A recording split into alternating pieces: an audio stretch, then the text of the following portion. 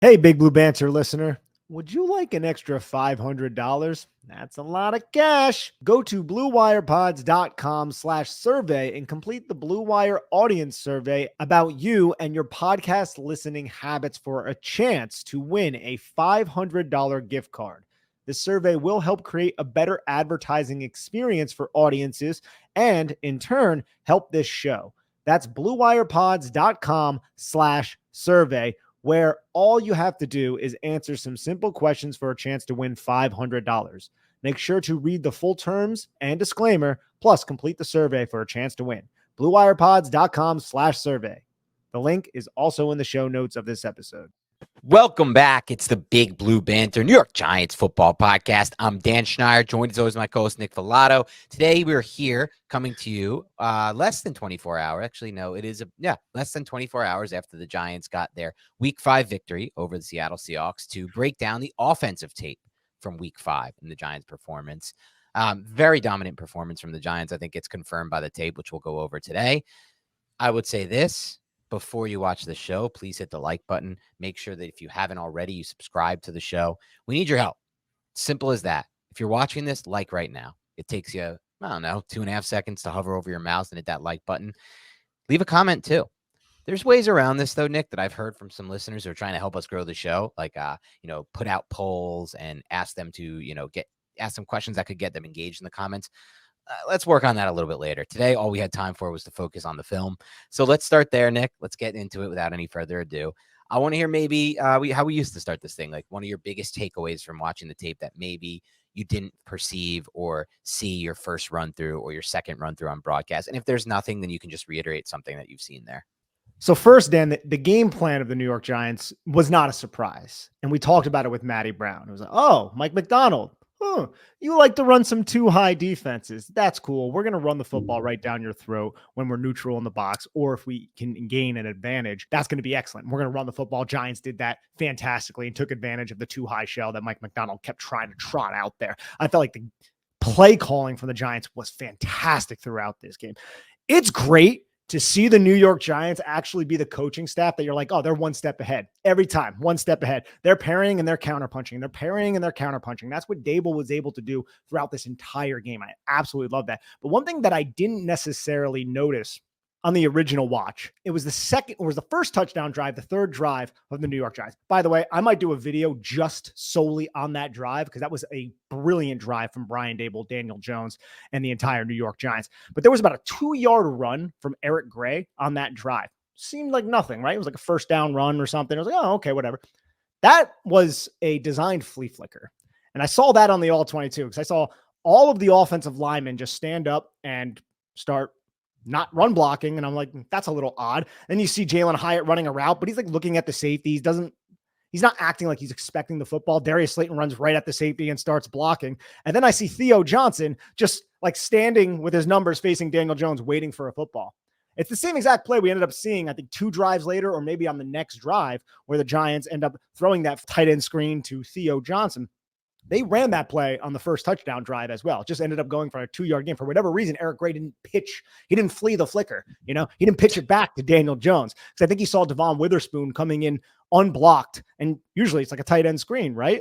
Maybe you want him to come in unblocked, but I think Gray felt like there wasn't enough time. So he just held onto the football for a 2-yard gain. And honestly, it might've been a savvy move by him. It was a savvy move by him. And I think that's a great observation by you. I felt like, touching a little bit on what you said, the Giants, I guess I didn't fully know what to expect from the Seahawks on either side of the ball because I haven't watched enough Seahawks tape. We don't have a chance to for the most part. But I thought the Giants did a really good job of taking advantage of how aggressive the Seahawks were at times. And maybe this is just great timely play calls from Brian Daboll. But these screen calls were just perfectly timed. You talked about some of the stuff we saw with Jones using his eyes to kind of move these safeties and hold these safeties. Even like you said on the touchdown throw to Slayton, which we'll get into in a little bit, like the design of that play to have Jones start to roll a little bit to the right and have that ball come back to the left. It's very interesting stuff from the Giants there. I thought they did a good job of kind of playing Mike McDonald, who is known as one of the better schemers, I would say, in the NFL. Obviously, he's not working with as much talent as he worked with in Baltimore, I guess you can say, which is fair. But the same time, it's still the same coach, and he's had some success this season against other quarterbacks, Jared Goff excluded, obviously. So I thought it was really interesting to see what Brian Daboll did. He really won this chess match. Like, we talked a lot in 2022 about, do you have an advantage with Brian Daboll as your coach? And we felt like the Giants did. I think that advantage is even more apparent this year. And this sun is really in a really interesting. I was just smirking. I don't know how to fix this, to be honest with you. This sun is in an unbelievably hilarious spot for this podcast. It's going to go down soon. Let me see if I can figure something out after this. No, we're just going to roll through it, Nick. We're just going to. If you want to close it as I give some of my takes on Mike McDonald, you can go ahead and do that. So I think there's a blind over there, so I will go close it. Okay, I'll discuss some of the things that Mike McDonald was trying to do. Look, there were a ton of simulated pressures being said. This is something that we talked about again with Matty Brown. He talked a lot about how the simulated pressure was one of the ways that the Seattle Seahawks was able to generate extra pressure. Because I think I read the blitz rate to him, and he was like, that doesn't sound right. I'm like, but blitz, according to Pro Football Reference, doesn't include simulated pressure. He's like, then it's definitely not too low. But we saw a lot of weak side simulated pressure early on, meaning that the blitzer was coming away from the tight end side. It was coming from the open side. And Daniel Jones was dialed in every time Mike McDonald sent that weak side simulated pressure. And then in the second half, you saw him adjust and start sending strong side pressure. You saw some 6-man rushes, and the Giants always had an answer for it. And I got to give Daniel Jones so much credit. Look, we are critical of Daniel Jones, rightfully so on this podcast. We're just calling it objectively. I have nothing against Daniel Jones. I felt like Daniel Jones played a fantastic game. He was able to create those explosive plays to Darius Slayton, and he was dialed in every time Mike McDonald tried to throw a curveball at him. He bailed his protection out and found answers. Little quick in route to Darius Slayton. Is it an RPO? Okay, I'm going to take it instead of giving it off to Eric Ray. Little decisions like that can go a long way in football games that are this close. And that's another thing. So firstly, Daniel Jones, good job. And that's another thing, Dan. It's a little demoralizing, and I'm not trying to be negative. The Giants should have killed Seattle in this game. They dominated in all three phases. I can't wait to go over the defense, bro. They kicked the out of the Seattle Seahawks. And on offense, they were efficient. They were explosive. They were running the football. They should have beat Seattle by 3 scores. And they could have lost. Like, watching the defense down the stretch of the game, I'm like, are you kidding me? If they connect on a touchdown here, they're going to take the lead, and the Giants got to drive the entire length of the field and win that way? Are you kidding? So thankfully that didn't happen, and the Giants won this football game. But damn, it was a dominating performance that was way too close for comfort. And I tried to pick up on most of that analysis. I was trying to fix this this Sungate issue that we have on the show. It doesn't appear that I fully fixed it. It got better, but it's not fully fixed. I thought it was coming from that window. Apparently it's coming from another. I'm not going to go back to the blinds at this point. We're just going to have to deal with it and roll forward. But I will say this, as to your point, Nick, without that 14-point swing, the Giants potentially put up 40 points in this game, or damn close to it. Not 40, but over 30 for the first time in a while. And the Seahawks don't put up nearly as much in this game. Maybe they would have gone to that hurry up earlier. But as we'll go over in the defensive podcast, the only time they really had any success was when they used tempo, which caught the. I mean, you'll see snaps tomorrow, like when we go over later when we go over this. There were times where the Giants defense was like totally unset before the snap, and then the Seahawks just were able to get yards that way. And then the other time was when the Giants kind of, in my opinion, went away from their game plan at the end of the game, which is partially a time thing, I'm sure, from Bowen. Like, we're going to play a little bit different style of defense because we are working with the clock too. But they played differently toward the end of that game against the Seahawks on the Seahawks final 2 offensive possessions, which you see a lot of coaches do. And it's fair. Again, the clock is important at that time. You can give up these completions as long as the clock's rolling. But when they needed to, the Giants got stops the entire game. So you're right about that. It was a dominant performance. And the Seahawks were a 3-1 team, Nick. I know, look, it's been a weird season. The Giants are 2-3. But it does feel odd to me, Nick, that I feel more of a sense of optimism and confidence in this roster and this team than I felt in a very long time at 2-3. I went over it today. This is probably content for another podcast, but I genuinely think this team is a considerably better roster than they were in 2022. And I don't know if I even think it's close. The pass protection is light years ahead of what it was in 2022. The run blocking, we can argue that one. That can go back and forth. The pass rush is much better. They're generating pressure on a lot of these snaps with 4-man pass rushes. Some of the snaps we'll go over tomorrow are absurd. They have 4 men, the Giants are rushing, and they're getting immediate pressure. That was never really happening in 2022. It was schemed up pressure.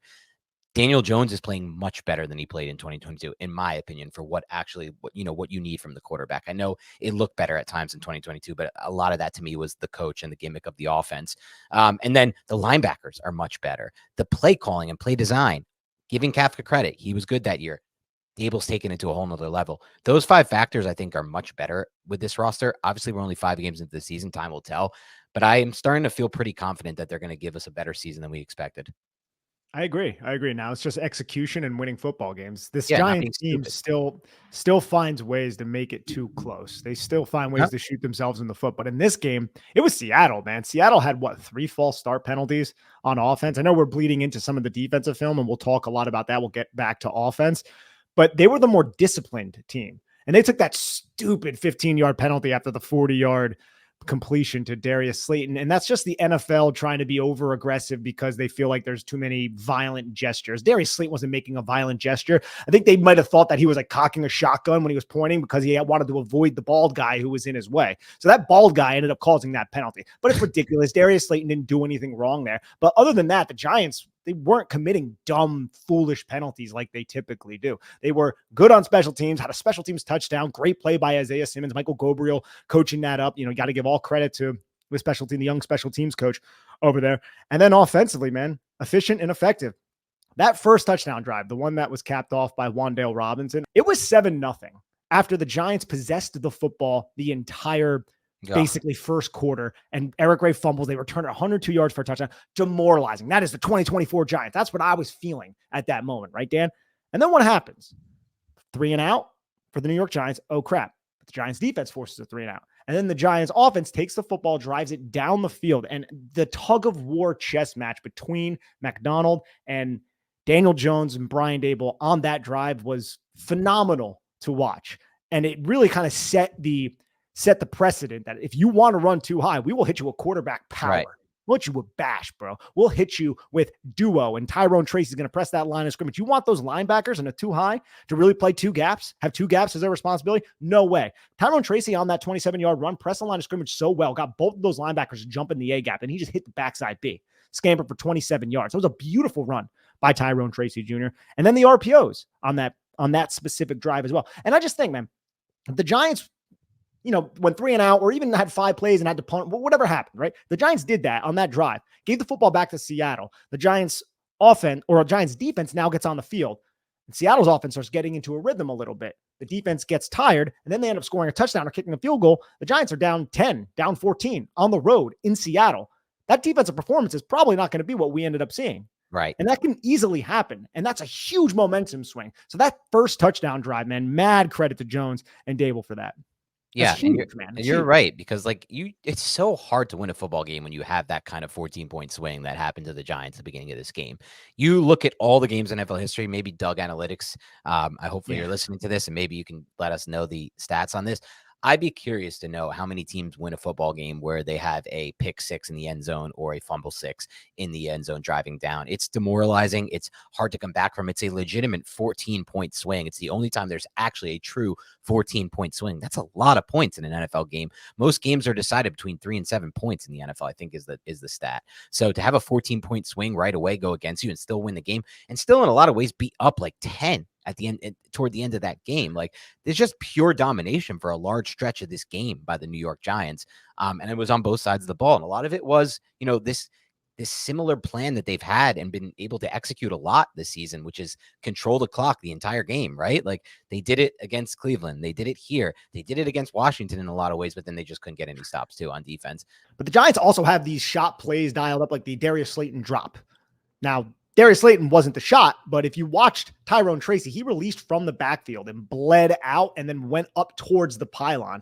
That's the second week in a row we're seeing Tyrone Tracy Jr. get a look. Now, he was covered. Daniel Jones didn't end up taking the shot, and I'm fine with that. He threw it to Darius Slayton. It should have been a 6, 7, 8-yard gain. Slayton ends up dropping it. So there are plays in the playbook where it's like the Giants are kind of going for the throat. Now, the 27-yard rush, the duo one that we were mentioning on the first touchdown drive for the New York Giants, there was a tight end screen directly after that. They were trying to catch a Seattle team who was being over-aggressive, and they were over-aggressive to the point where Eric Gray didn't even want to pitch the flea flicker back. So I just think Brian Daboll's dialed in right now. At least he was against this opponent, against Mike McDonald. Now, can he do that against the Bengals? We'll see, but it's certainly a positive step, man, a step in the right direction for the Giants.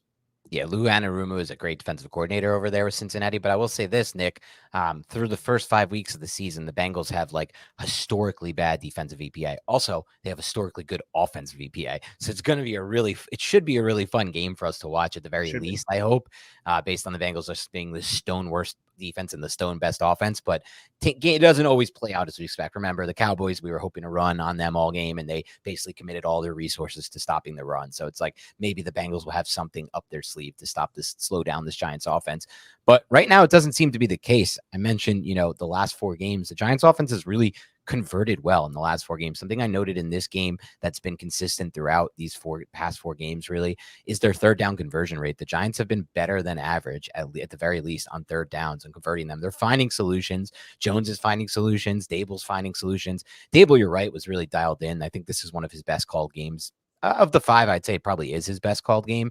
And it coincides with also this being Daniel Jones's best game, which we'll talk a little bit more about as we get through this podcast, Nick. One thing you mentioned with Tracy, last week we saw them dial up that deep shot to Tracy that just missed.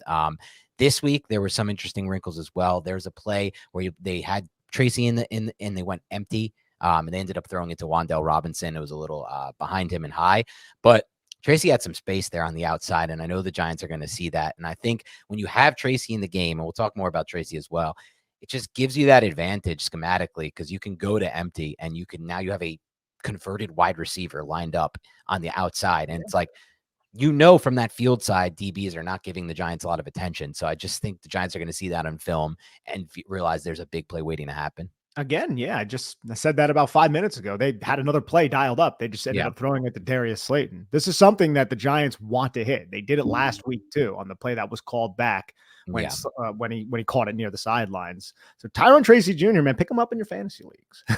Well, we'll see what happens with the split because I'm not so sure. He's going to have the volume that you need for fantasy. That's still something a lot of people ask me about. Should I trade for him right now? Should I go all in on getting him?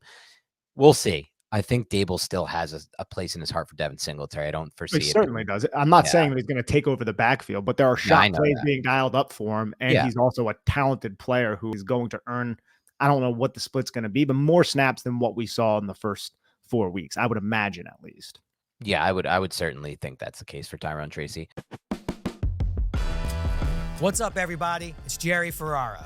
I've got a new podcast called Throwbacks with Heisman Trophy winner Matt Leinart, where we will be talking about all things sports, all things pop culture, and all things about our lives. From football locker rooms to Hollywood green rooms, we've got you covered. We're your weekly destination for the games you want to hear about and the stories you won't forget. Listen to Throwbacks on Apple Podcasts or Spotify with new episodes every Thursday. What's up, big Blue Banter listeners? I love a great deal as much as the next guy, but I'm not going to crawl through a bed of hot coals just to save a few bucks. It has to be easy. No hoops, no BS. So when Mint Mobile said it was easy to get wireless for $15 a month with the purchase of a 3-month plan, I called them on it. Turns out, it really is that easy to get wireless for $15 a month. And all of Mint Mobile's plans come with high-speed data and unlimited talk and text delivered on the nation's largest 5G network. You can use your own phone with any Mint Mobile plan and bring your phone number along with all of your existing contacts. To get this new customer offer and your new 3-month premium wireless plan for just $15 a month, go to mintmobile.com/BBB. That's mintmobile.com/BBB. Cut your wireless bill to $15 a month at mintmobile.com/BBB. $45 upfront payment required, equivalent to $15 a month. New customers on first 3-month plan only. Speed slower above 40 gigabytes on unlimited plan. Additional taxes, fees, and restrictions apply. See Mint Mobile for details. Hey everyone, this episode is brought to you by Manscaped, the global leader in men's lifestyle and grooming. Every man knows the unbeatable feeling of a fresh barbershop shave. Now, what if I told you that you no longer have to wait weeks or even months between appointments to experience it? Introducing Manscaped's newest innovation, the Chairman Pro Electric Foil Shaver, the game-changing tool that brings the luxury of a professional shave right into your home. Whether you're after that daily silky smooth finish or prefer to maintain a rugged 5 o'clock shadow, the Chairman Pro Electric Foil Shaver is your go-to for precision and style every time. Head over to manscaped.com and join the over 11 million men worldwide who trust Manscaped by using code BIGBLUE for 20% off plus free shipping. Get the shave you desire. Be silky smooth and get the Chairman Pro today and experience a shave that is as smooth as you deserve. Get 20% off plus free shipping with the code BIGBLUE at manscaped.com. That's 20% off plus free shipping with the code BIGBLUE at manscaped.com. Hey, Big Blue Banter community. Tired of the same old team gear? It's time to elevate your collection and tap into the passion of game day at buckfalston.com. This isn't your average apparel. It's a statement. We're talking unapologetic designs that showcase our team spirit and poke fun at our rivals. Whether you're at the stadium, your game day bar, or with in-laws from Massachusetts, Buck Falston's apparel is comfortable all day, every day, and guaranteed to spark conversations. And here's the best part. Use promo code BLUE20 at buckfalston.com for 20% off your first order. That's BLUE20 for 20% off. Why blend in when you can stand out? Because in sports, half the fun is giving your opponent a hard time. Grab Buck Falston's apparel at buckfalston.com and wear rivalry with pride. Remember, promo code is BLUE20 for 20% off. All right, Nick, let's talk a little bit about individual players before we move into some tape analysis. I want to start with Daniel Jones here. Was your observation similar to mine in the sense that this might have been not only his best game of this season, but one of the best games that we've seen him put on tape? It is. And for the YouTube audience, I'm going to run that first touchdown drive. I have some plays cut up for that. And I would say, yeah, dude, he had answers and solutions for every single thing that the Seattle Seahawks, they threw at him. Even if he didn't make the best choice, sometimes he found ways to make it work. He was tough running into defenders at a rate that I hope he kind of slows down because he might end up getting injured. And that brings in the injury guarantee thing, which we don't have to talk about right now, Dan. But all in all, I mean, you can even see on some of the plays I'm dialing up, he has a response for what Seattle's doing. If Seattle wants to be aggressive, he's going to attack. The 40-yard pass to Darius Slayton was absolutely beautiful. We'll break that down here in a little bit. And he just seems incredibly comfortable with anything that Brian Daboll is asking him to do. But yeah, Dan, all in all, I was pleased with what I saw from Daniel Jones. This might have been the best game we've seen from Jones in quite a while. As you said last night, I think the Minnesota wild card victory. Yeah, it's fair to say. And again, adjusted to opponent, it might have been better. I'll say this. There were 3 throws Daniel Jones made in this game that were incredibly impressive to me, which we'll go over in a bit. The Slayton 40-yarder, the Slayton touchdown, which, I mean, look, the example of that Slayton touchdown and the 3rd and 5 to Wan'Dale Robinson, which we'll also go over in a bit, those were 2 throws from Jones that I just don't see that often on film, in the sense that they are in front of the receiver. They're thrown into space and the receiver runs into the pass rather than he's open and the ball goes to him, or he has to stop and he has to turn around. And that's what really has me excited. The deep throws, I agree with you. If he does get more consistent with the deep throws, in addition to how he's running this offense comfortably, then we have a new level of offense. We have some kind of expectation that we never expected going into this year. But it's those passes that are in front of the receivers that really have me excited, and the ball placement, even on this Wan'Dale Robinson touchdown. Again, another example of a really good ball placement when at times it hasn't always been there for Jones. If we're just being honest with what the tape has shown, man, this is a far hash throw. This is not an easy throw, even though it's a short throw. You just to rip that ball out there, and it gives the receiver a chance to get into the end zone. So, in addition to all these great throws he made, I just felt like in general, Nick, he's just playing more confidently and more comfortable. Now, a lot of fans are willing to credit the offensive line for that, and that's fine. I'm okay with that. But I want to credit Daniel Jones for this too. Like, I don't think it's all just as simple as the offensive line is playing better and that's all a quarterback ever needed. I think he's made some big steps when it comes to just how he's operating this offense, how he's reading things, Nick, how he's seeing things, the solutions that he's finding pre to post snap. And in addition to that, how he's managing pressure. That's really the key to me. Like, there are still examples. The whole line's been great. There are still examples of pressure, though, where he's doing a good job of stepping up through the pressure, keeping his eyes down the field. Now, we saw some of this in 2022, so I will give credit to that. But it's just carrying over in a way that we didn't see as much in 2023. Absolutely. And there's plays like this. Now, I can't confirm for a fact that this is what happened, but Seattle, this is the 27-yard run. Seattle is in a too-high shell right here. Daniel Jones gets up to the line of scrimmage. It's under center, and he checks. He does something. He adjusts something. He communicates something to his offensive line and to Tyrone Tracy and to all the wide receivers. He motions Wan'Dale Robinson inward, and then the Giants run duo. I'm wondering if this was a check out of a pass into a run, since the safeties were at such a depth where it didn't seem like one was buzzing down or rotating down into the box. So the Giants wanted to attack a neutral situation in the box from a mathematical standpoint. And this is the play, and we'll go over it a little bit later, but press the A gap, both those linemen. Look, 17, He's in the B gap. Oh, okay. He's going to the A gap. I'm going to fill the A gap. Both linebackers in the A gap. Tyrone Tracy bounces it right back to the B gap, outruns Rashawn Jenkins. Enrique Woolen picks up 27 yards. But that might have been all because Daniel Jones noticed the defense and wanted to exploit it.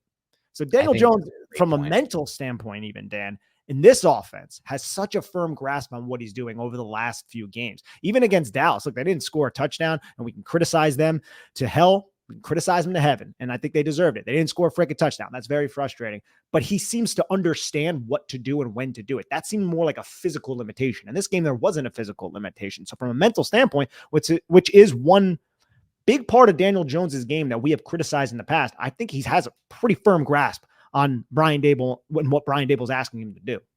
And I completely agree with you. And I think, look, we're never going to get to know what's going on with those checks. But I think it's one thing we can say definitively, Nick, by watching the film, is that he's making more of those checks than I've ever really personally seen him make before the snap. I feel like he's in way more command and has way more responsibility on his plate than I've ever seen in that regard. And I will say this with regards to how he's seeing the offense and how he's running the offense.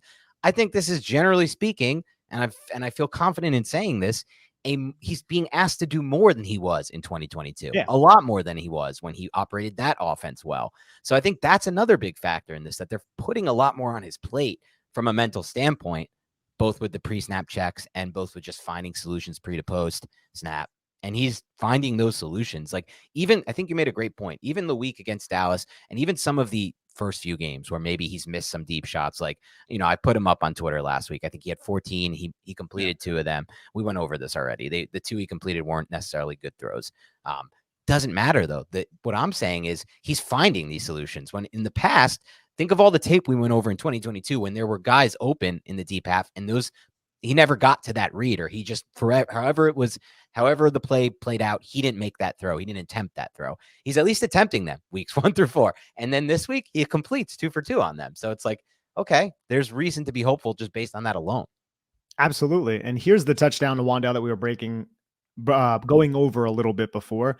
Look at Wan'Dale Robinson and what he does. He motions inward towards Chris Manhertz, towards the tight end, just like we saw on the 27-yard rush. So it's a very similar look to the duo run. And that's a sell, I think, from Brian Daboll. He's dressing this up like, hey, it's very similar. Remember, you saw this before and you didn't stop it. Okay, well, look, we're going to run it. Psych! This is a play action, far throw, touchdown for the New York Giants. But watch how these second-level defenders bite on the run, man.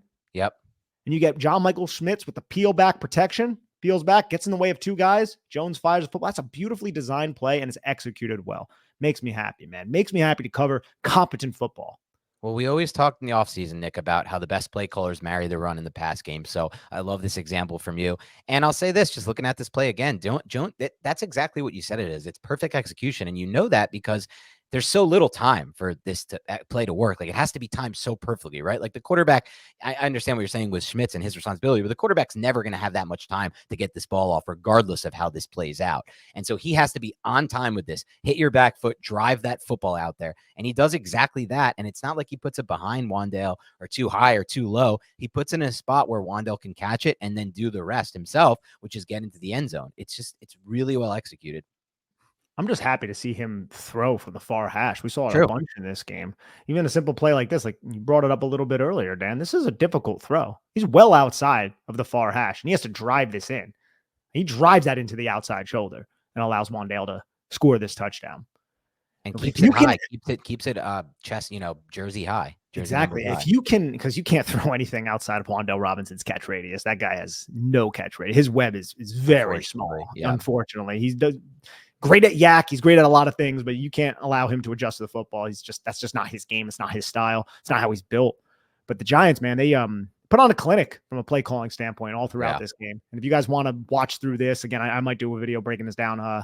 This was a beautiful drive, and I hope we see more of this from Daboll and more of this type of execution from Jones. And did all this without Malik Neighbors, man. I know. So that's what the thing I was going to get to. We can move past Jones in a second. I want to get to another impressive player, and then I want to go into some film breakdown. But big thing here was, how's Jones going to move the ball without Neighbors, right? It was the storyline of the week. This offense was concentrated through Neighbors. He had a 38% target share in the first 4 weeks, higher than anyone in the NFL by far. He had like the highest first read target share in the NFL by far. And actually, they did all the things we asked. They found a way to get the tight ends involved. They spread the football around, sort of. It was still a lot of Slayton and Wandell, but they spread the football around in the sense of getting the tight end involved, the screen calls, and essentially he operated it as well. Realistically, he had his best game without Malik Neighbors, as crazy as that sounds, individually speaking.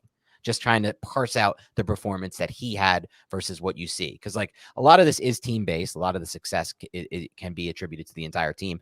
But as far as just looking at this individually, I felt like in my eye test-wise, this was his best game on film by far of the season. And again, really since that Vikings game. I agree. For all the reasons that we said, keeping everything on script, having answers, being calm, being poised in the pocket, and then you incorporate the arm talent on top of it, which is something that has not been consistent with Daniel Jones's game. And you start to see a starting quarterback in the NFL, one that you're like, yeah, we can win some football games if he can be consistent with this type of arm talent. Now it's just, how is that consistency? How does that consistency play out? And that's something that you got to weigh game in and game out. This protection is certainly helping. I'll say that much, because the protection, the run blocking in this game, the run blocking was good. They were physical up front. They were able to displace on their double teams. They were able to locate those linebackers. Mike McDonald's structure did not do the Seahawks a lot of favors because they were light in the box, and that just played right into what the New York Giants wanted to do, running the football on the road and controlling the clock. And it also allowed them to take advantage of an over-aggressive defense because they were trying to fit play action when play action was just going to be a fast baby right over the top of their heads, like we saw with the Theo Johnson play a little bit before. But yeah, Jones in general, man, very happy with what we saw. Hopefully he can continue to make those types of throws, because those were big boy throws. They were. And one final thing on Jones before we move to Tracy and then some play breakdowns.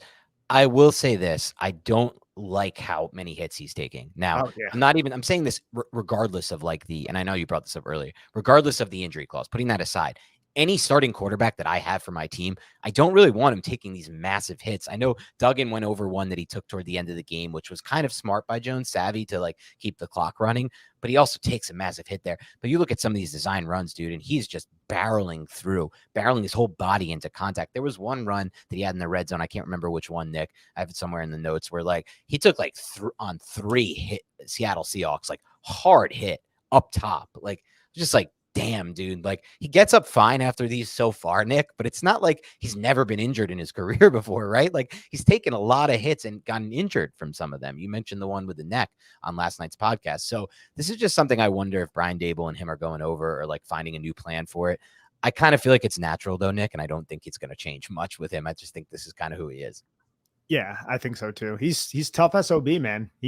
I think it really helps the rest of the team like get behind him. He's not the most vocal leader, but he sets an example. Everyone always says the cliches, first guy in the building, last guy to leave, and they seem to ring true. And Daboll brought it up after the game. And then when you play like this and you're taking the hit as a quarterback, not every quarterback does that. I think it's reckless. It certainly is, but it also shows a set, it shows a big set. And that is something pause. A lot of the New York Giants offense can rally behind though, when your quarterback is doing that, because it's like, this guy's a real football player. He's in this. He's going to fight like hell to gain 1 extra yard. And that's who Daniel Jones is. Nick loves himself a big set. No. Pause. Let's talk a little Tyrone Tracy and let's break down some tape. So Tyrone Tracy runs, mind you. Oh yeah, here we go. Here's all his carries. We'll run the cape so you can watch, and then we'll break down plays. But Tyrone Tracy, here's a few stats to throw at you, Nick. He became the first Giants 100-yard rusher. He also became the first player in the NFL this season to have at least 15 rushing attempts in a game and not have a single negative gain or 0 or negative yard gain.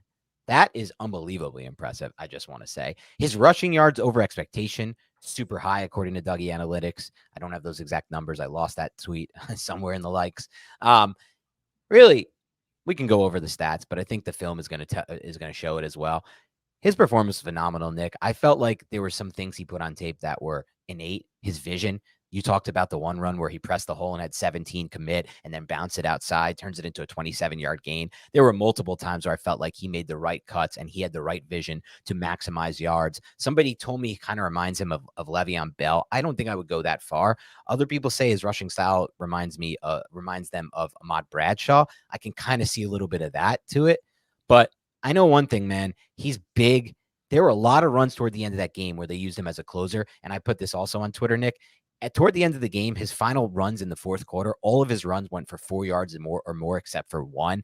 And they knew he was running the ball, and they were committed to stopping the run. But he's able to maximize yards after contact. There was one run where he slammed into 3 different Seattle Seahawks defenders on an inside run before going down. So in addition to the vision, the burst, which is obvious and was obvious on the 27-yard run, it's the power and it's the contact balance and it's the wherewithal to get as many yards as you can. That would have been a huge run that would have been such a huge run if he didn't get tripped up a little bit right there. Is Leonard Williams. Leonard Williams, I saw that a Williams hand? Yeah, that's a Leonard Williams paw. That's a mitt. That's a big Bearcat mitt. Look at that double team. Leonard Williams gets put to the deck, and then you could just nothing see. He can do. Is that even allowed? Are you allowed to trip? I guess as a defender, yeah. You just it's use his your hand. leg. Can't leg kick it. Yeah. Yeah. That would have been another huge run for Tracy. My God. But yeah, what did you see from him on tape, traits wise? I talked a lot about it all throughout the podcast. I thought I saw good vision, good patience behind the line of scrimmage. How he approaches the line of scrimmage is one of the aspects of playing running back that I wasn't sold on with Tyrone Tracy Jr. I saw competency with that trait at Purdue, but it's like, dude, this guy ran out of shotgun all the time. He's gonna be able to do that from under center. He hardly played the running back position, and then he goes and he does it, man. And he bounced a couple runs outside, and maybe you can make arguments like, hey, he should have hit the hole, but he was able to still pick up yards. And on the play I'm running right now, it's like 17 puts his numbers right in the hole. Like you kind of have to bounce it outside at that point, right? So I was very pleased with all the little nuances, and I've been pleased with what Devin Singletary has put on tape. But just considering that he is so young to be a running back, this guy hardly has any running back time under his belt, and also the speed to the outside was something I was pleased with. There was a lot of, if you're watching on YouTube, there were a lot of plays like this where somebody went to go make a tackle and they just missed because he was just too quick. He just ran away from a tackle attempt. I don't know if those count as missed tackles forced, but it's a skill set, man, because he is a very good athlete playing the running back position, and he has a lot of nuance as a running back. So it's more than just pure athleticism. I think the Giants found somebody here.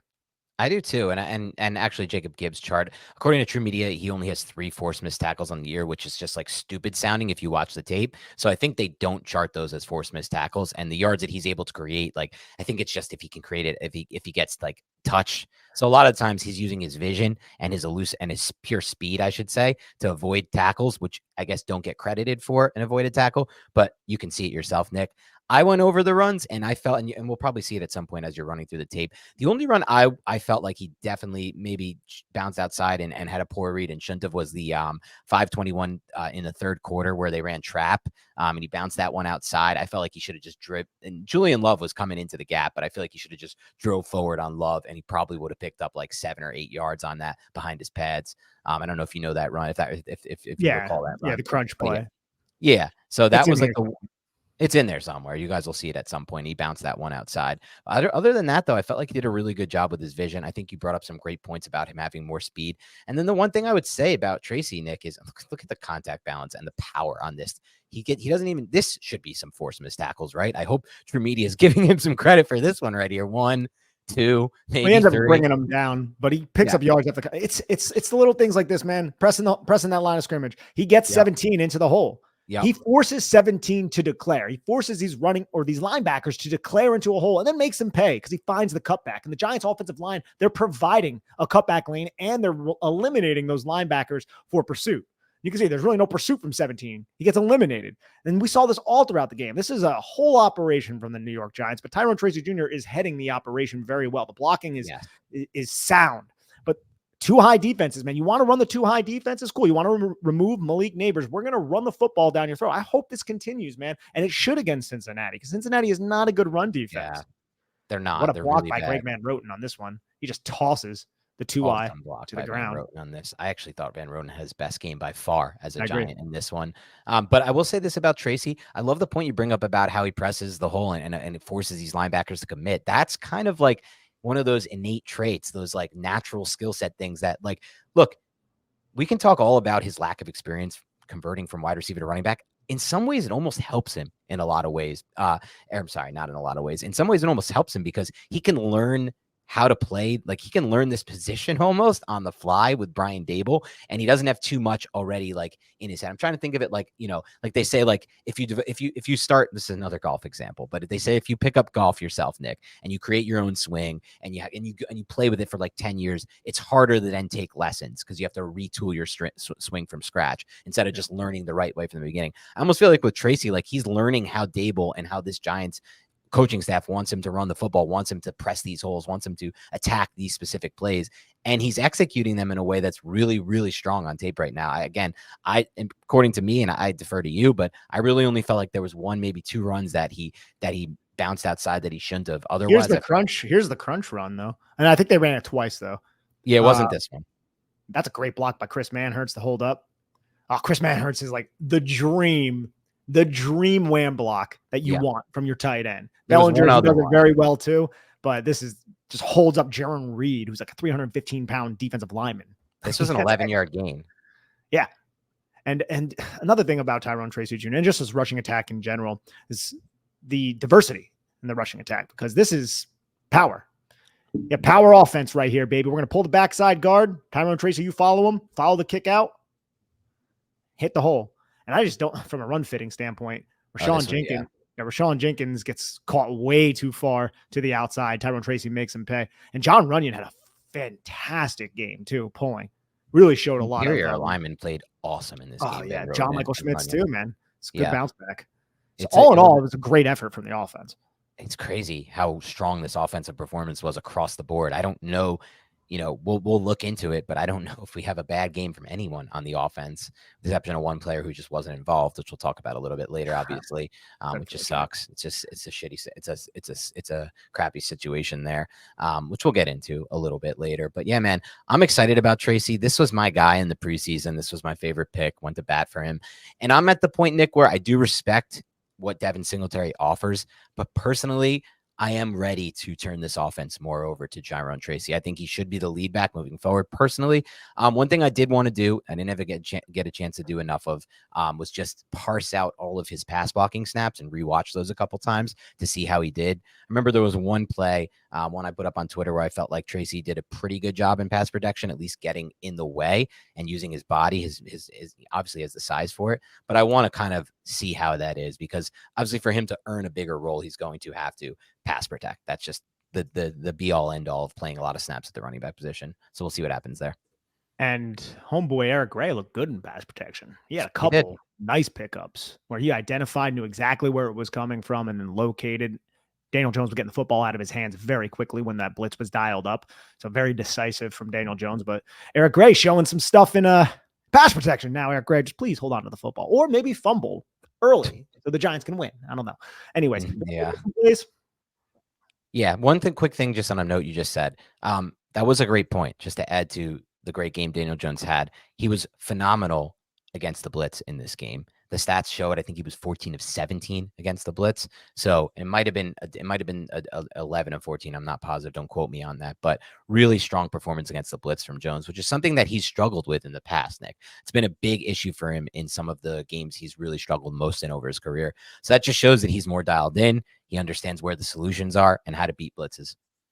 All right, let's get into some plays here. First play that we have, Dan, is the 3rd and 17 Eric Gray screen. Dude, the timing of these screens, the patience from Daniel Jones, the execution. Like, watch how Jones opens up to his right before coming back to his left. Those blocks are able to develop, get out in space. Eric Gray does the rest.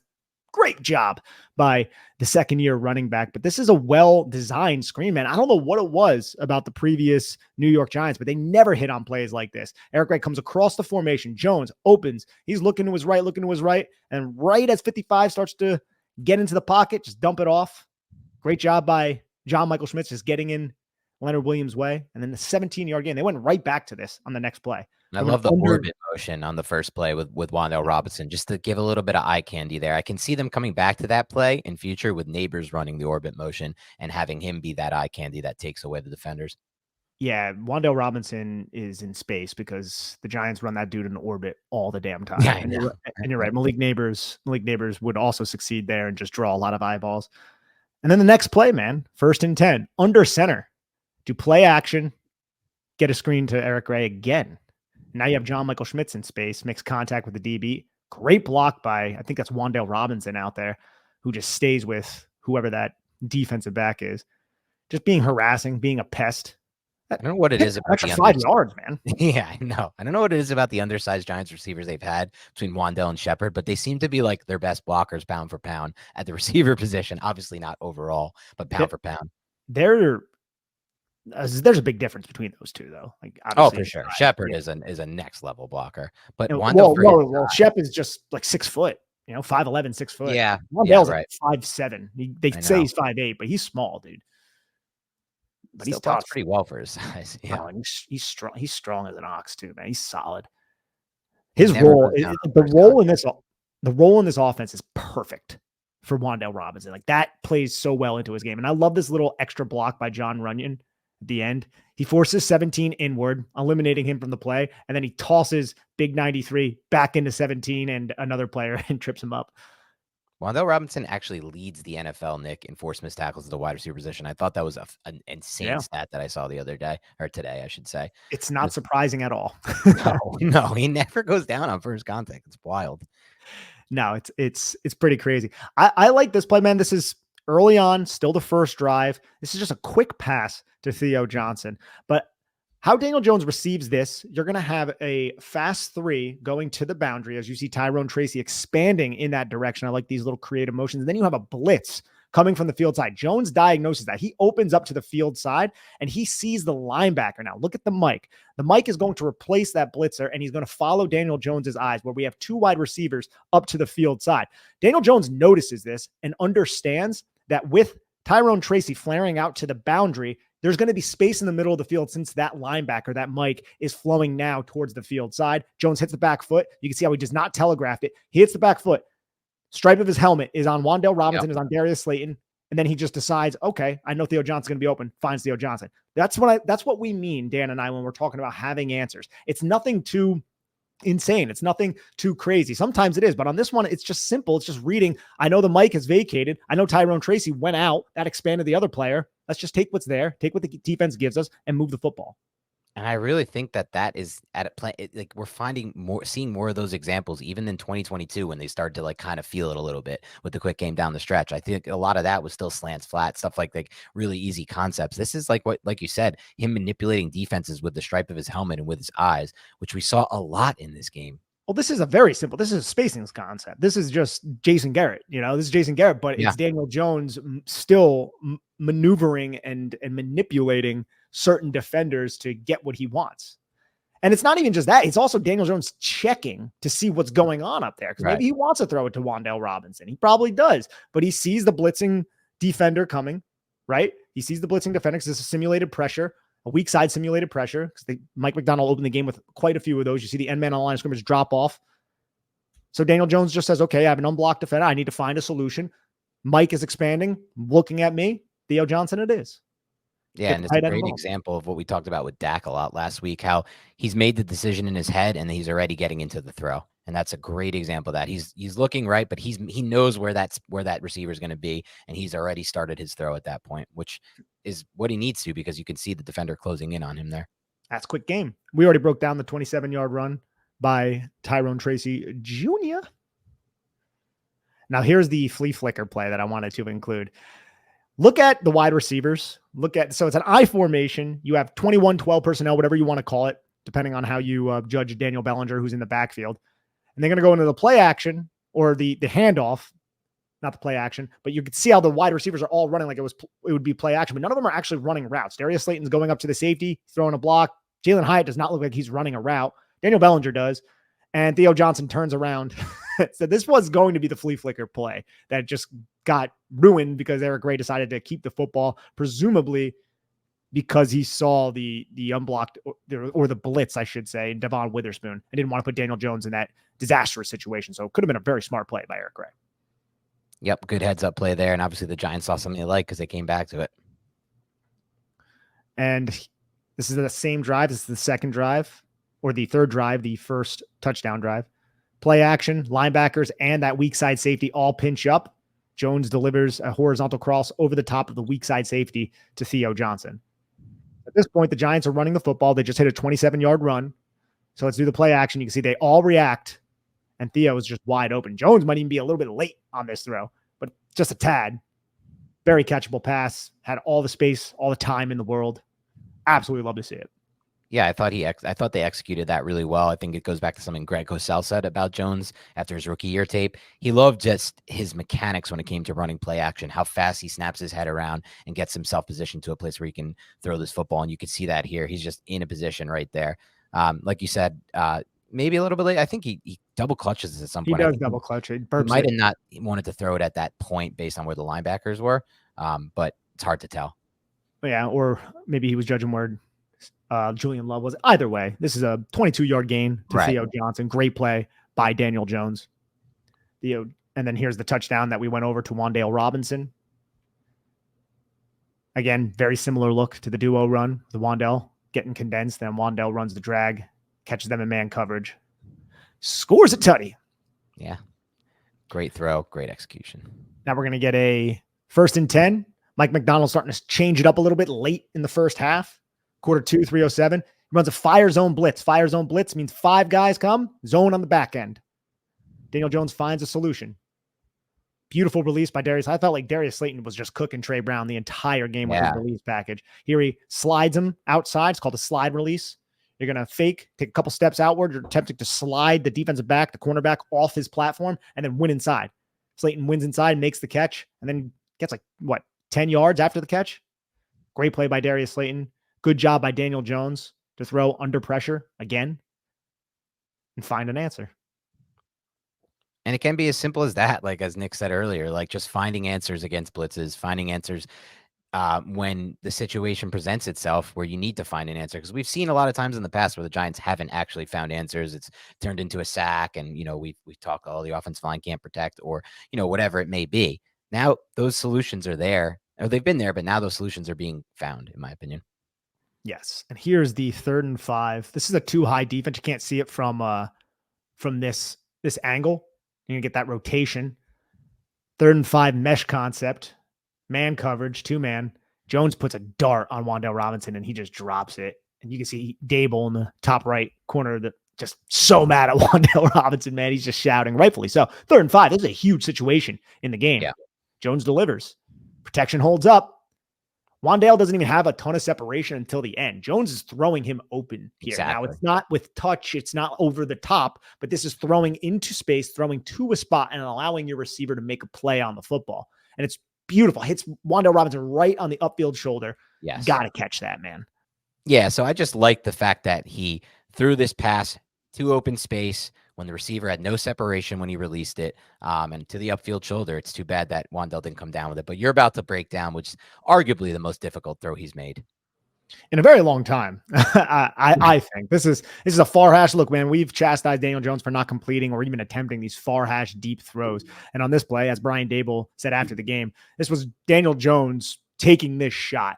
Like, you have a too high shell. Usually you don't take deep shots, but Daniel Jones sees the safety as he opens up towards Jalen Hyatt, who I believe was the initial read. It was either Hyatt or Wan'Dale Robinson. I can't remember what Brian Daboll said, but Daniel Jones opens up to the boundary side, sees the safety rotating, then understands that the other safety is going to be rotating to the center field. So Daniel Jones hits that back foot, turns, confirms. If you're watching on YouTube, you can see him looking at 20. 20's hips are pointed towards Jalen Hyatt, hits the back foot, and then just lets it fly against Darius Slayton, baby. And that is placed optimally. That is placed perfectly over the shoulder, allows Darius Slayton to get both feet in bounds.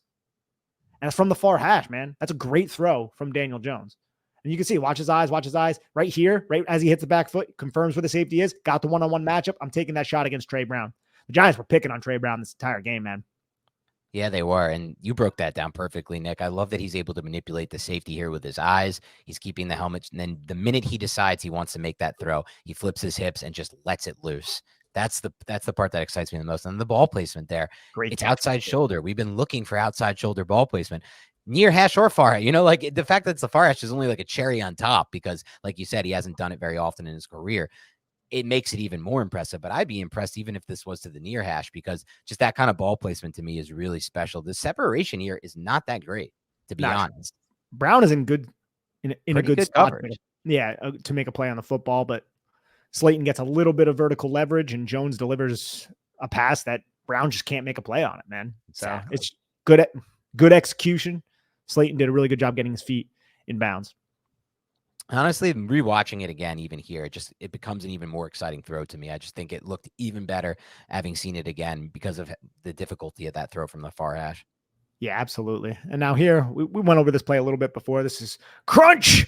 It's a wham trap, goes for 11 yards. So wham trap, we brought it up, but we'll say it again. Wham is when you allow a defender to basically run into the backfield and then you blindside him with an offensive lineman. That's a trap block. A wham block is the same thing, only a tight end. But when your tight end is Chris Manhertz, it basically could just be a double wham. And the Giants, you can see how they do that. And now you have John Michael Schmitz up at the second level and Andrew Thomas taking the end man on the line of scrimmage. Tyrone Tracy Jr. hits the hole. Are you saying on this play, Dan, was he like if he cut like he hit the hole well? If he doesn't trip over Andrew Thomas, Dan, he might be able to cut this back. Oh, he could cut that back for a big play. This is the second time where if he doesn't trip, he's cutting that back. I was referring to a different play. The play I was referring to was the other time they ran it. I believe it was a 5:21 in the third quarter. It was run to the right side, just based on my memory. Maybe we'll see it at some point, but it was the only other time that I thought, and you could correct me on this, I thought they ran that concept. Here we have Slayton's touchdown. Motion again. Confirmed man coverage. Gets confirmed. Go into the mesh point. Roll to your right, Daniel Jones. Set your feet and throw. Man, we said multiple times, you got to get rid of this play. I'm glad the Giants didn't because they hit. I didn't know if Daniel Jones was going to have the arm strength as he proved throughout. Like you said, they didn't roll it out as far to the right, which is a good thing. Yeah. He stayed inside of the hash. You see how he stays inside the hash. That's a freaking throw. This is a beautiful throw. Like there's no shot for Trey Brown to get to Darius Slayton on that play. Well executed, well designed, great throw by Daniel Jones. Good play by Darius Slayton. Everything about that throw was impressive to me, from his mechanics here, where he hits the back foot, transfers his weight to the front, and then just the fact that he led his receiver into open space. Like we've been asking for that for so long for some of these deep shots to have the receiver run under it, right? Like to throw it to a spot that's open rather than where the receiver is at the time of the throw. It's exactly what he did there. Just really impressive stuff. Those last three throws we just went over right there, the Wan'Dale drop, the Slayton catches, those are three of the best throws I've seen from Jones in a very long time. Agreed. Now we're going to get two running plays to close it out. Here's a nice power gap play. Power O, baby. 25-yard rush off the ass of John Runyon out of the shotgun. You just get great blocks to the play side. You have the double team. You're going to wash Leonard Williams down the line of scrimmage. 17 is going to go to fit. John Runyon engages him. Tyrone Tracy runs right in between both of their asses. And then Theo Johnson does an excellent job against the end man on the line of scrimmage. And then you have Isaiah Hodgins. Remember him?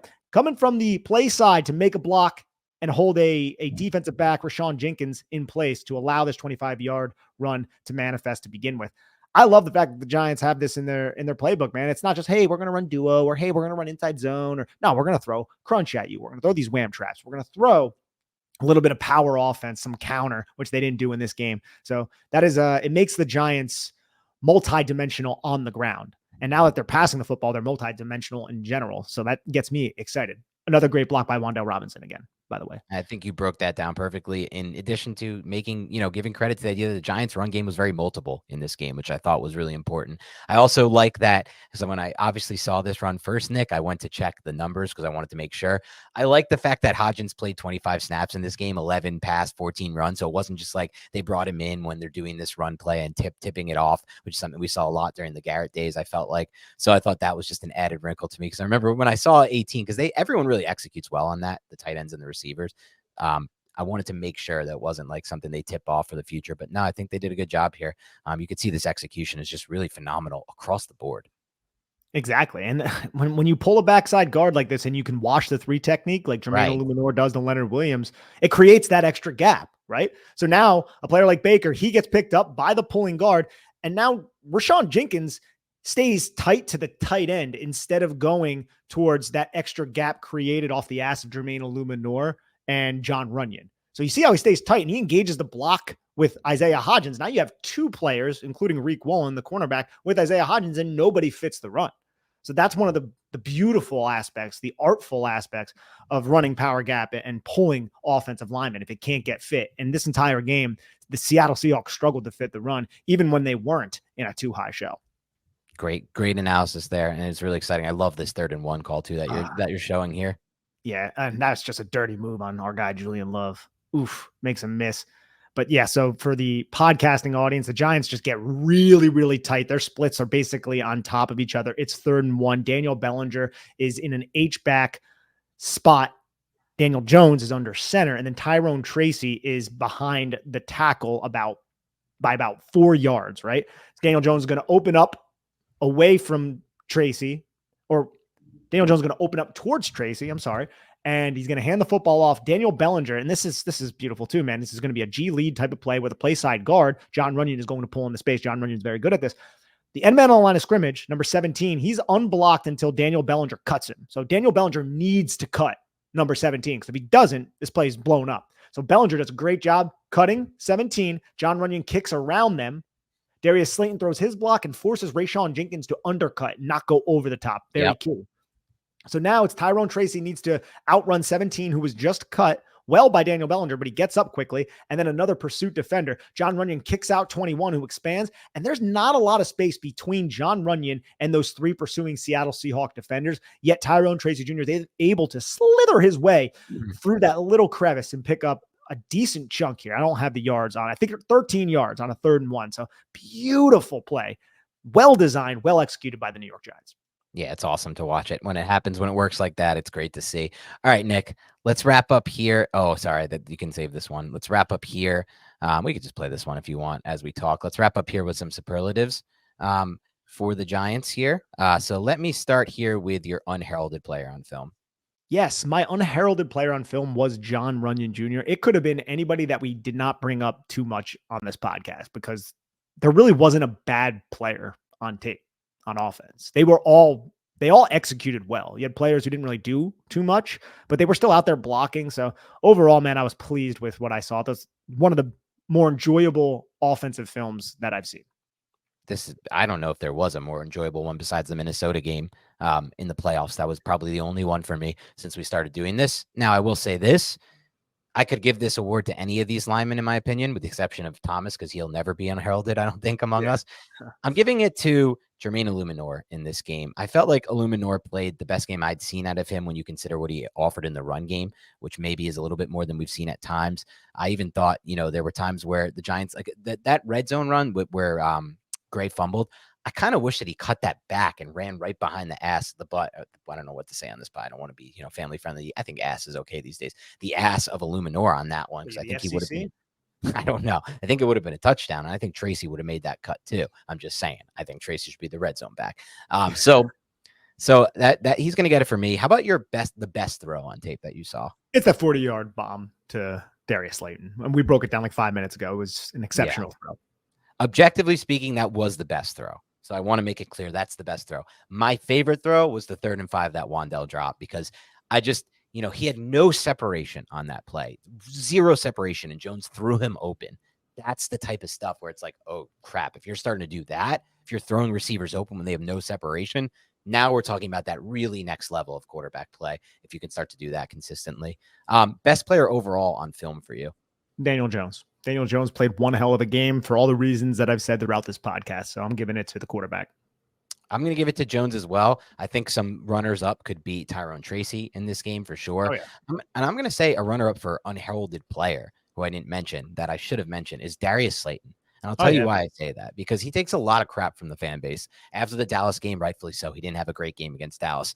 But when he's asked to play this role, this wide receiver 1X role, he responds with a game like this, where he puts up over 100 yards. He makes this ridiculous catch on 3rd down where he's sandwiched in between 2 defenders, comes up with the ball to keep the drive going. He makes a 40-yard catch down the right sideline. He runs open and then gives a throw for the quarterback where he can just run on open for a wide open walk-it-in touchdown, which we've been asking for. All 3 things in one game, in addition to all those catches he made, all the releases you broke down, some of those 3rd downs where he just cooked the defender on the release off the line of scrimmage and was open immediately for the quarterback. He had a freaking unbelievable game. And I know he takes a lot of crap and the drops suck, and he's made a lot of drops in his career, and he's made a lot in inopportune times. He's not a perfect player by any means, but man, he had a great game this game. Player we expected to see more from. There's only one guy you can say, it's Jalen Hyatt. It just sucks because he played a lot of snaps in this game and still didn't get involved at all. in the offense. I don't really know what to say at this point when it comes to Hyatt. It's an interesting developing situation. I will say this, and we'll get to this more on the defense.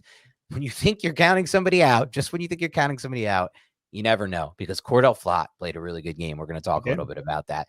And we've been so close to counting him out, and for rightfully so. He's had some bad tape.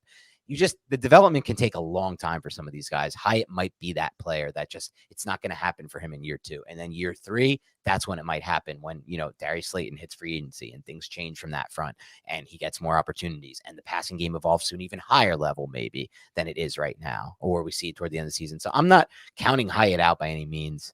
We saw too much good tape from him at Tennessee last season, and then so much progress we thought he made this training camp that I just feel like I'm not at that point yet. I don't know where you're at with that. Yeah. No, neither am I. He's just buried on the depth chart. Yeah. He cooked the one guy off the line of scrimmage, Tariq Wallen. I think it was Reek Wallen, but Daniel Jones threw it to Darius Slayton and it ended up being a 40-yard gain. So what the hell are you going to say? Right. And I didn't think he put out on tape running routes or anything, but you just didn't really see him do that much. He's still blocking his ass off. It's not like he's moping around out there. No, he's not moping. Yeah. I like this happens sometimes. The Giants added a superstar. No one's going to complain about that. And Darius Slayton just played one of the better games that we've seen him play in the last few seasons. So there's going to be an odd guy out. And despite the drops, Wan'Dale needs to be on the field. Like, a lot of people are harping on the Wan'Dale drops, even though even though he's gotten like the 6th most targets per route run of any receiver in the NFL. Like, people don't I personally feel like drops are probably the most overrated thing in this sport personally, because I just feel like some fans believe that you should go a 17-game season with 0 drops, which is just never going to happen. Tyreek Hill led the league in drops last year. Just a stat that I think is very interesting, because everyone considered him the best receiver in football last year, and yet he led the league in the one thing that just fans are unwilling to accept. And I'm willing to say, like, some of these drops should not be drops. Like, it's not good that he's dropping the football, but he's also adding a lot, Wan'Dale Robinson, in these games outside of the drop passes. So I need to make that clear. He's getting a lot of targets. He's the offense is running through him and Neighbors, or him and Slayton in this game, essentially, with a few other plays mixed in. And he's making a lot of plays in addition to the drops. I do think the drops need to be fixed, though. Obviously, he had a 3rd down drop in this game, or 2 3rd down drops in this game. Yeah. And it's been like that all season, but who the hell's going to occupy Wan'Dale Robinson's role? Knock on wood, if something were to happen to him. Like, who on this roster could that is a very vital role to this offense. I don't know who the hell on this roster can fill it. I don't think anyone can really, right? Like, they try to shove I know who could actually. It would change the whole offense. Neighbors, if they tried to use him. He's not factored in though. Like, the offense, he's the number 1. That's not Slayton's role. I think he could do it, but that's not really what he does. Hyatt, I don't think he's that type of receiver. You have weirdos like Amir Smith-Marset. I mean, no, you don't want him out there playing offensive snaps. Bryce Ford-Wheaton, that's not his role. If he were to earn snaps, it's going to be more as that prototypical X. So who the hell are you looking at? There is no Cole Beasley or Jamison Crowder type of receiver who can replicate Wan'Dale Robinson's skill set if something were to happen to Wan'Dale Robinson. So please stay healthy. Just catch the damn football. Just catch it in those spots. And again, that role is top 7 in targets per route run. And how many catches have we seen Wan'Dale Robinson short of the sticks that he created after the catch for a first down? So he is adding so many. So he's detracting in some ways with the drops. They got to be fixed. I understand that, but he's also adding a lot to the roster. All right, let's wrap up with a pass blocking grade and a run blocking grade overall. Start with pass blocking. Pass blocking 9.1. Okay. I actually was 8-2 on the pass blocking. I felt like in this game, there were a few times where the pass rush did get there, but I thought Jones did a really good job of getting rid of the ball. They were blitzes, so I guess it's hard to factor in what that's worth, because they're blitzing more than a lot of these teams that played the Giants before them.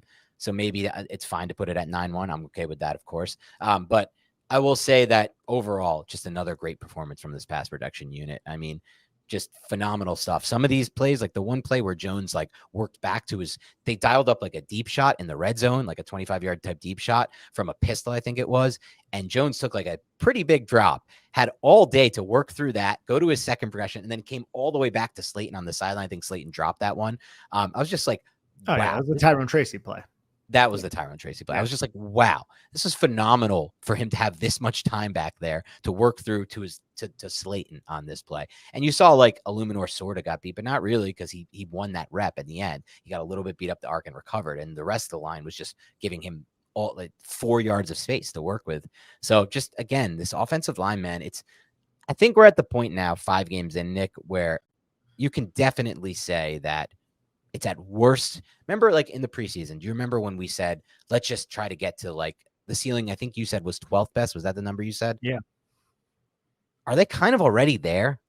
I think so. Yeah. Like, we don't From a watch pass all the protection 30. standpoint, I mean, again, we're not watching it all, but just Yeah. like thinking of it logically, knowing the NFL, Yeah. generally speaking, Right. absolutely from a pass protection standpoint. And Yeah. then if they can run the football like they were able to, and we'll talk about that here in a little bit.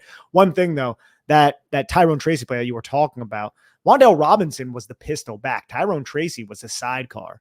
That's Yeah. a unique formation the Giants have. Whenever I think they're probably in the 20 to 30 yard range, pushing into the end zone, threatening, they're going to dial that play up because we saw a very similar play. Now it was from empty, but just a shot to Tyrone Tracy. That's what I mean by similar play against Dallas. So Tracy is in a package for the New York Giants to be used to exploit a matchup due to his athletic ability, since he is a former wide receiver playing linebacker that the Giants have shown in 2 consecutive games. So that's going to come back. That's something that the Giants are trying to hit on. So I'm excited for that.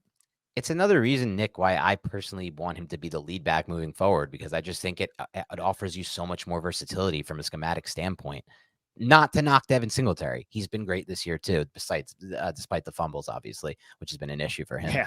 And all Giants backs except for Tracy, apparently at this point. But again, like that gives you so much of an advantage to me. So yeah, I like your grade better here, but either way, it's a great grade. And either way, this offensive line from a pass protection standpoint has really evolved to arguably one of the better units. And again, this is just based on mostly what Nick and I see in the island games and in red zone when the Giants aren't playing from an offensive line standpoint. But it's also what we've seen over the last, like, how many years of watching Giants football as well. Yeah, you watch a lot of stuff from beyond the box score. Yeah. I watch the game of the upcoming opponents. So it's not like we don't see any other film, dude. Like this offensive line is playing very well. Juxtapose it from what we saw from the Seattle offensive line in this game. And that was a very different story. They had no answer for Dexter Lawrence. No, like, who has an answer for Dexter Lawrence other than Philadelphia when Jason Kelsey was there and Dallas last game? Because Dallas teams that sorry, go ahead. No, what are you gonna say?